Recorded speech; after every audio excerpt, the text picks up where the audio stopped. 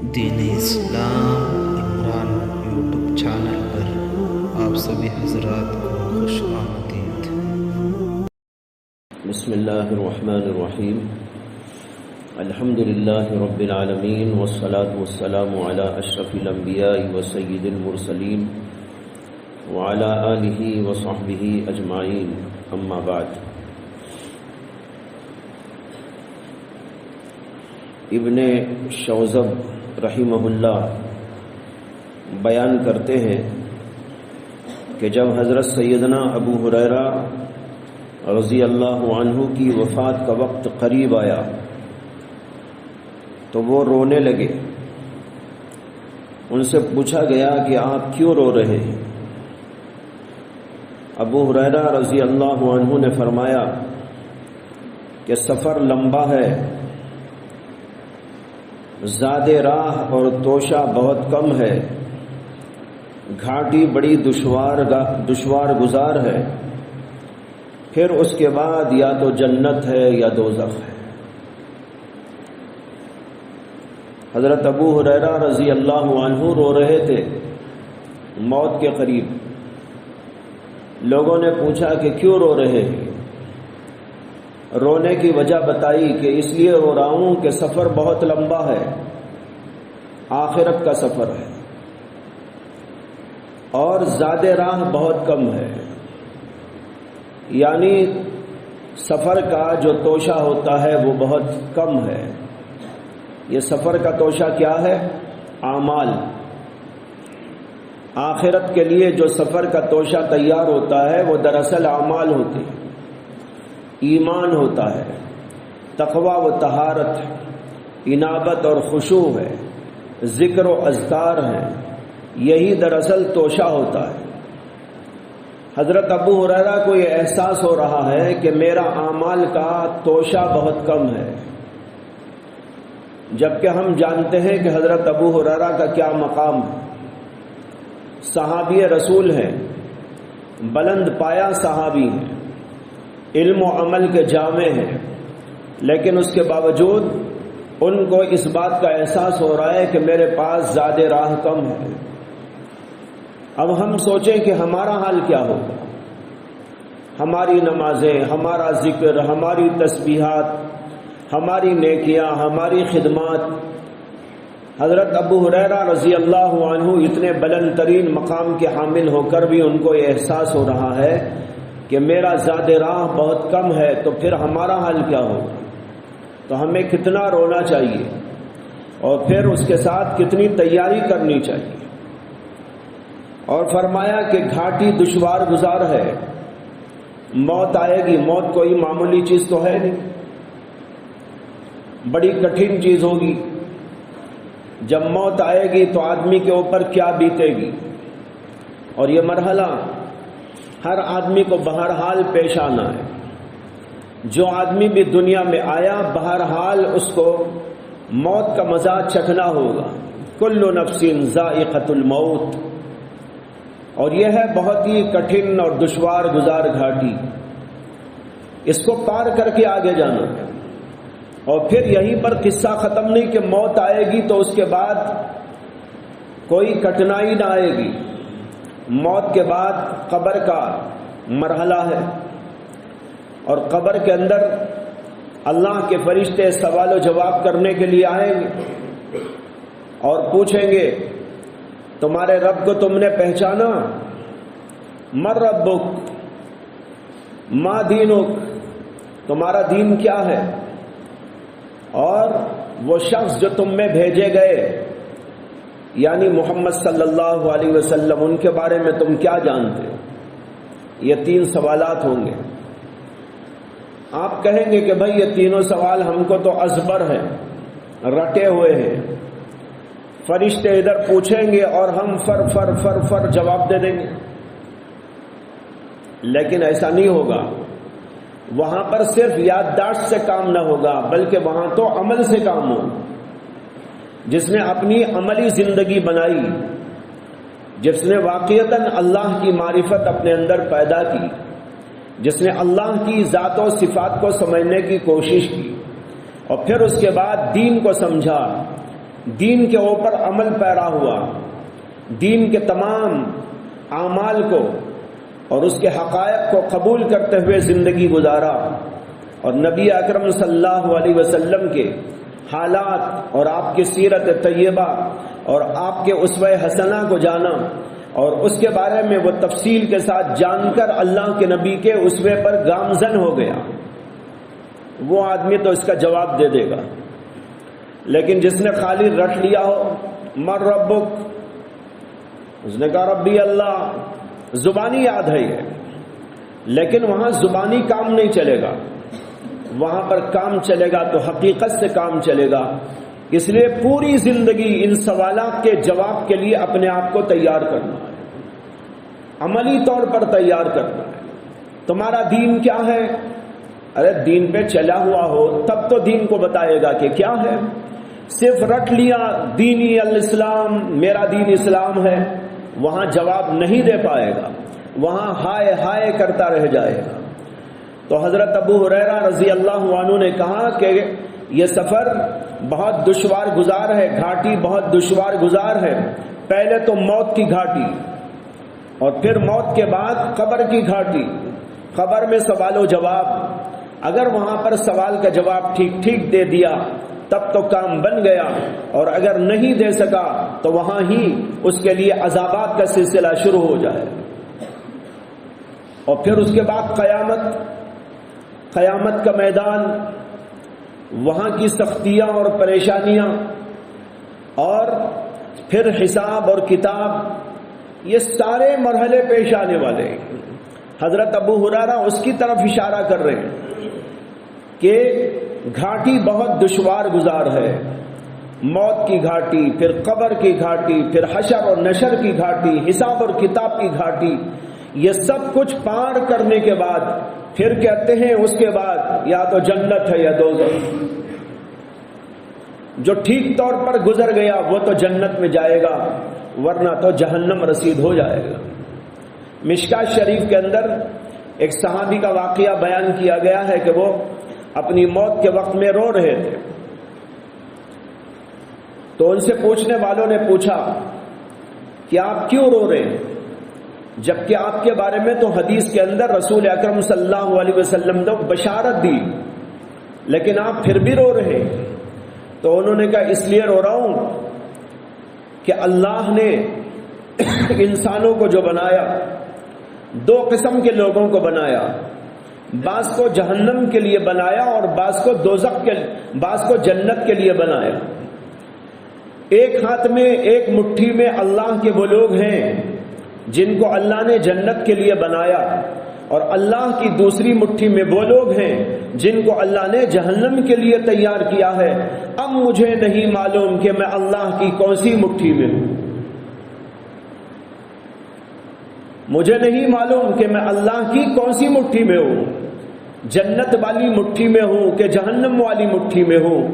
یہ دو جو ہے راہیں اللہ کی طرف سے مقرر ہیں، یا تو جنت میں جائے گا یا دوزخ میں جائے گا۔ تو حضرت ابو ہریرہ نے یہ باتیں کہی اور بتایا کہ مجھے اس لیے رونا آ رہا ہے، یہ ہے اللہ کا ڈر، خوف، آخرت کا ڈر اور خوف، اس کے لیے یہ عنوان قائم کیا گیا ہے۔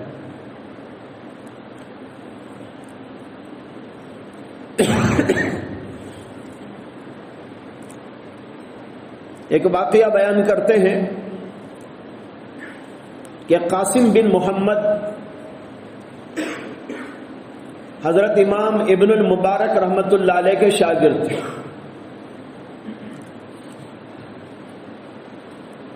قاسم بن محمد کہتے ہیں کہ میں حضرت عبداللہ بن مبارک کے ساتھ بڑے سفر کیا کرتا تھا، اور پھر لوگوں میں جو ان کا مقام تھا اس کو دیکھتا تھا۔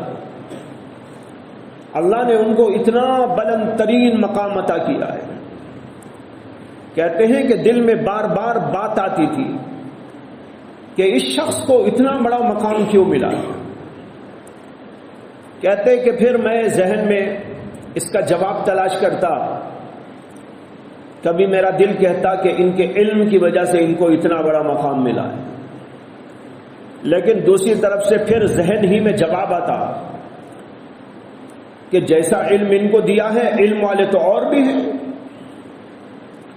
لیکن ان کو مقام کیوں نہیں؟ کہتے ہیں کہ پھر میرا دل کہتا کہ اس مقام کے حامل یہ اس لیے ہو گئے کہ عمل بہت کرتے ہیں، ریاضت بہت کرتے ہیں۔ پھر ذہن کہتا کہ اور ریاضت کرنے والے، عبادت کرنے والے دنیا میں موجود ہیں۔ پھر کبھی ذہن کہتا کہ یہ جہاد میں حصہ لیتے ہیں اس لیے مقام ہے، لیکن ذہن اس کا بھی جواب دیتا کہ جہاد کرنے والے بھی بہت ہیں، لیکن ان کو یہ کیوں خاص مقام حاصل ہو گیا؟ کہتے ہیں کہ ایک بار ایک واقعہ پیش آیا۔ کیا واقعہ پیش آیا؟ سفر میں جا رہے تھے، ایک رات ملک شام کے سفر میں ایک گھر میں رات کا کھانا کھا رہے تھے کہ اچانک چراغ گل ہو گیا۔ تو ہم میں سے ایک شخص کھڑا ہوا اور اس نے چراغ اٹھایا اور جلانے کے لیے بازو چلا گیا۔ پہلے زمانے میں چراغ جلانا ہوتا تو میچز واچز جیسے آج کل ہے وہ نہیں ہوتے تھے، کوئی لائٹر نہیں ہوتا تھا، وہاں بازو کسی آدمی کے گھر جا کر اس کی آنکھ سے چراغ کو جلانا پڑتا۔ کہتے ہیں کہ ہم میں سے ایک آدمی اٹھا اور چراغ جلانے کے لیے بازو گیا، اور یہاں پر بالکل اندھیرا طاری رہا اور لوگ بھی سب بیٹھے ہوئے تھے۔ عبداللہ بن مبارک بھی بیٹھے ہوئے تھے۔ کہتے ہیں کہ میں بالکل ان کے سامنے بیٹھا ہوا تھا۔ کچھ دیر کے بعد جب وہ آدمی چراغ لے کے آیا اور لا کر سامنے رکھا تو اجالا ہوا، اور اجالے میں میری آنکھیں عبداللہ بن مبارک کے چہرے پر پڑی تو میں دیکھ رہا ہوں کہ ان کی آنکھوں سے برابر آنسو جاری ہیں، وہ زار و قطار رو رہے ہیں۔ ان کے رونے کو کوئی نہیں محسوس کر رہا تھا، اس لیے کہ وہاں تو چراغ گل ہو گیا تھا، اندھیرا تھا۔ اندھیرے کی وجہ سے کسی نے محسوس نہیں کیا۔ جب چراغ آیا تو کہتے ہیں کہ میں نے دیکھا کہ ان کی آنکھوں سے آنسو جاری۔ کہتے ہیں کہ میں نے دل میں سوچا اسی خشیت کی وجہ سے اس آدمی کو ہم پر فضیلت دی گئی ہے۔ اب سمجھ میں آیا کہ کیوں مقام ان کو اتنا بلند دیا گیا ہے۔ یہ اللہ کے خوف کی وجہ سے، آخرت کے خوف کی وجہ سے، خشیت کی وجہ سے اللہ نے ان کو اتنا بلند ترین مقام دیا ہے۔ جس وقت چراغ بجھ گیا تھا اور تاریکی چھا گئی تھی تو ان کو قبر کی یاد آ گئی۔ قبر کو انہوں نے یاد کر لیا، قبر کی اندھیری کیسی ہوگی۔ کبھی کبھی ہم بھی سوچا کریں قبر میں تو ایک دن جانا ضرور ہے، یا ایسے بھی کوئی یہاں مائی کے لال ہیں جن کو نہیں جانا ہے بھائی کوئی؟ دیکھو ہر آدمی کو جانا ہے، یقینی ہے، 100% یقینی۔ اور 100% اس یقینی بات کے بارے میں کبھی ہم سوچتے بھی ہیں؟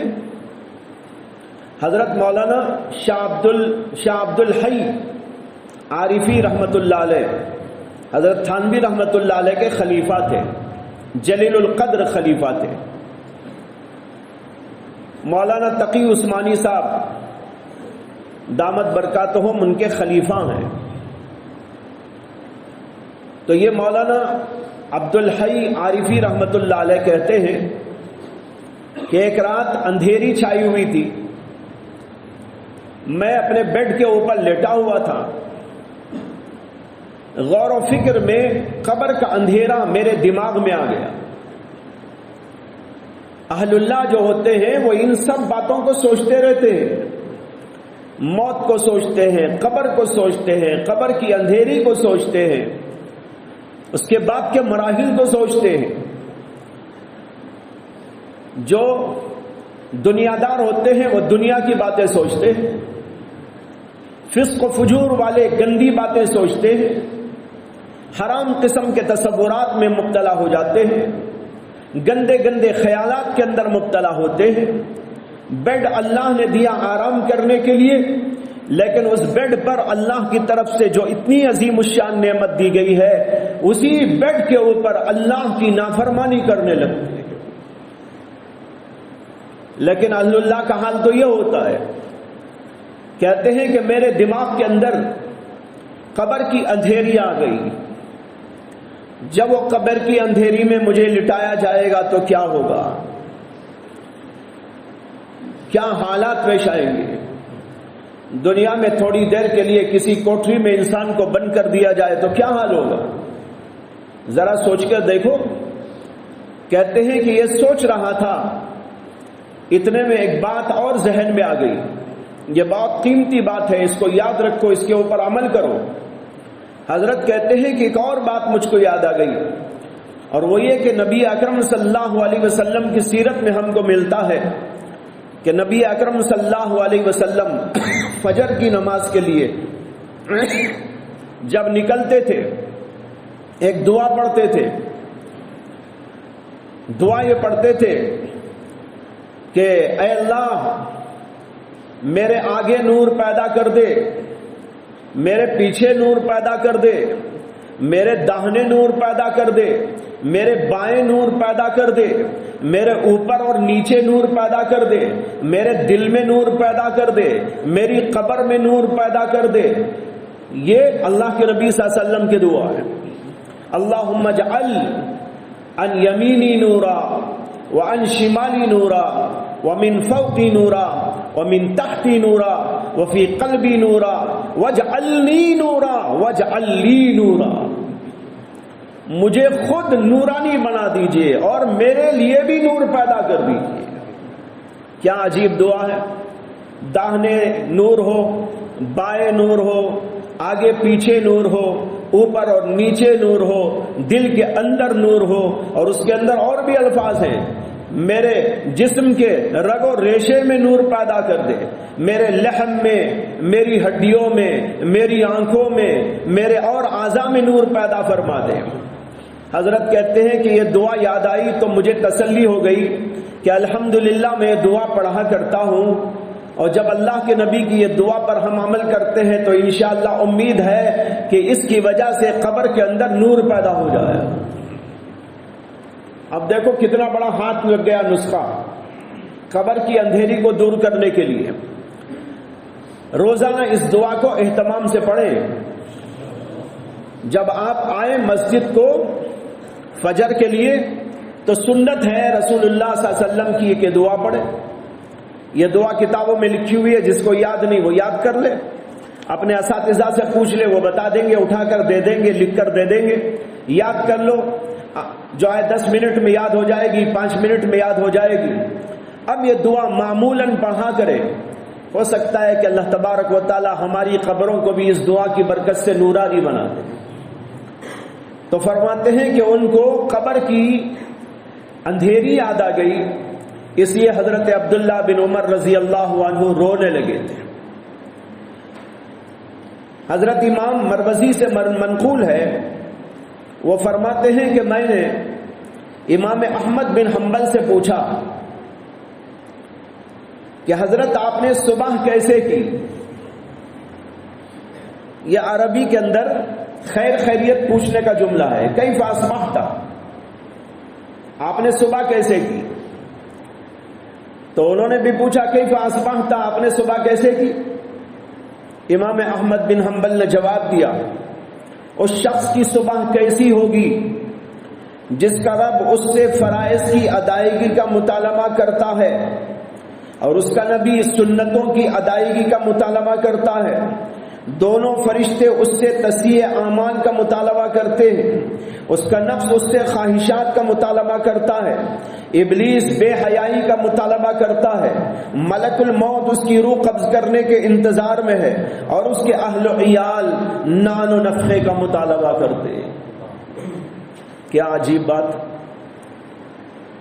اس میں اشارہ ہے اس بات کی طرف کہ ہمیں بہت چوکنا رہنا ہے۔ مطالبے کئی قسم کے ہیں، اللہ کا مطالبہ ہے، نبی کا مطالبہ ہے، فرشتوں کا مطالبہ ہے، ادھر نفس کے تقاضے ہیں، ادھر شیطان کا بہکاوا ہے، اور ادھر بیوی بچے اور رشتہ دار اور خاندان اور کنبے کے افراد ہیں، کئی دوست احباب ہیں، سب کے الگ الگ مطالبے۔ ایسی صورت میں میرا کیا حال ہو؟ یعنی ڈر رہے ہیں، گھبرا رہے ہیں، پریشان ہو رہے ہیں، کہیں بہک نہ جاؤ، کہیں غلطی نہ کر بیٹھو، کہیں شیطان کے فریب میں نہ چلے جاؤں، کہیں نفس کے بہکاوے میں نہ آ جاؤں، کہیں بیوی بچے کے مطالبات کے اندر پھنس نہ جاؤں۔ یہ سوچ کر ان کو پریشانی ہو رہی ہے، ڈر محسوس کر رہے ہیں، خوف محسوس کر رہے ہیں۔ اس لیے ہر مومن کو بھی ایسے ہی خوف رکھنا چاہیے، ڈرتے رہنا چاہیے۔ جب آدمی ڈرے گا ہوشیار رہے گا، جب آدمی ہوشیار رہے گا تو سوچ سوچ کر اور غور و فکر کے ساتھ کام انجام دے گا، اور اس کا نتیجہ یہ ہوگا کہ وہ صحیح راستے پر پڑ جائے گا۔ تو معلوم ہوا کہ ایسا خوف ہمارے دلوں کے اندر بھی ہونا چاہیے۔ یہ خوف انسان کو صحیح راستہ بتاتا ہے۔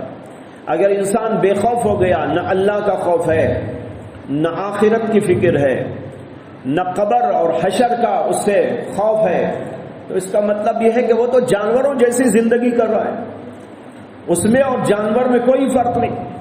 جانور کو تو کوئی خوف نہیں نا، جانور کو یہ خوف نہیں کہ بھائی مجھ سے پوچھ تاچھ ہوگی اور مجھ سے سوال و جواب ہوگا اور حشر و نشر قائم ہوگا، حساب و کتاب ہوگا اور فیصلے کیے جائیں گے، سزا ہوگی، جزا ہوگی، جنت ہے، جہنم ہے۔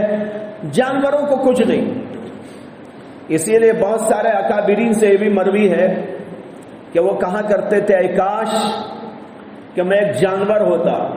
شاید اس میں بھی آگے آ رہا ہے ایک بزرگ کی بات کہ وہ کہا کرتے تھے، اے کاش کہ میں ہمارے خاندان کے بکریوں میں سے ایک بکری ہوتا اور مجھ کو کاٹ ڈالا جاتا اور پکا کر اس کا شوربہ اور اس کا گوشت کھا لیا جاتا۔